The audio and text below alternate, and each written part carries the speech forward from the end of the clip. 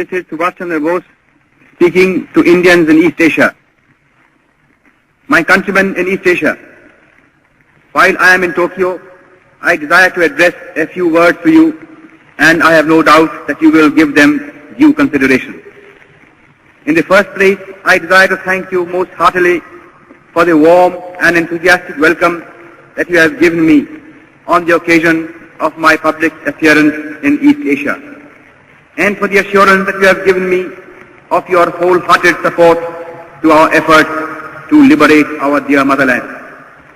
I feel overwhelmed at this manifestation of your burning patriotism and spirit of sacrifice. I have received numerous telegraphic and postal messages from you direct, while other messages I have read in the press. And all these messages have given me great joy and satisfaction. You know that I am always an optimist. Nevertheless, I must say that the response that I have received has exceeded my fondest expectations. I can only say in reply that I feel proud of you.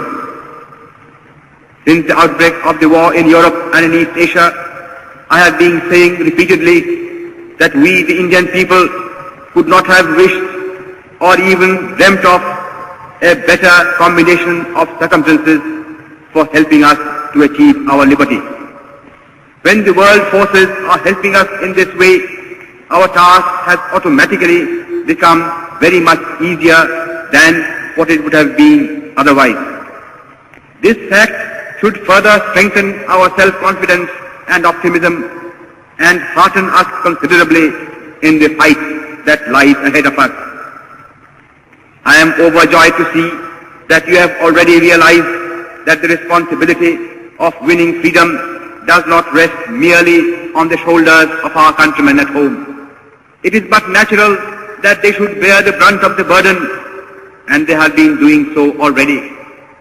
But at the same time, every Indian, no matter where he may be living at the present time, has a duty towards his country, and he must contribute his due share towards the final victory. I am convinced that India cannot hope to be free until all Indians living abroad perform their duty in this momentous world crisis. Owing to the fact that the tripartite powers have been giving their fullest support to Indian independence, it is comparatively easy for Indians living in Axis countries or in countries controlled by the Axis powers to play their part in the national struggle. Consequently, among those Indians who are now abroad, I expect that Indians living in Axis countries or in countries controlled by the Axis powers will render the maximum service to their motherland. Here in East Asia, you have seen for yourselves how deep is the interest in and sympathy for Indian independence. The readiness of the Imperial Japanese government and nation to render us any assistance in our national struggle that we may need has naturally lightened our task to a considerable degree. Consequently, there can be no possible excuse why any Indian in East Asia should not pull his whole weight in the present struggle. But though the Axis powers and Japan in particular are prepared to help us at any time and have been actually doing so already, the task of liberating India is ours and ours alone.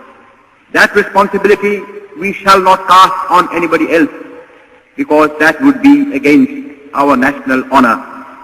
Moreover, we have no right to ask for or expect help from any quarter until we ourselves have first of all done our very utmost.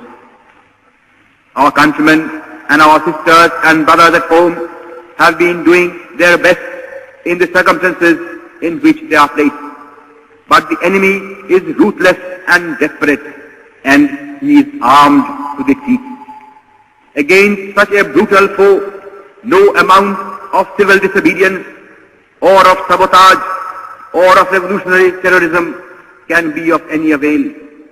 If therefore we want to expel British power from India, we have to fight the enemy with his own weapons,